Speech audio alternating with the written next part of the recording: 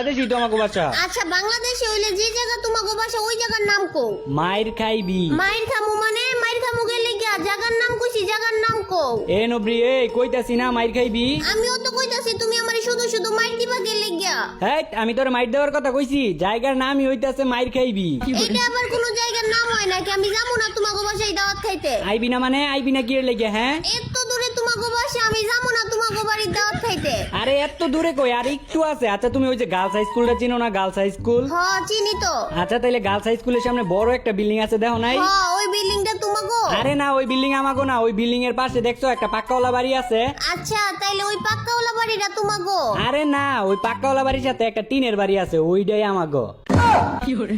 Sorry জায়গা থেকে ফাইজলামি করিস না কিন্তু। কি হইছে? কারে কি কও? কে ফাইজলামি করতেছে?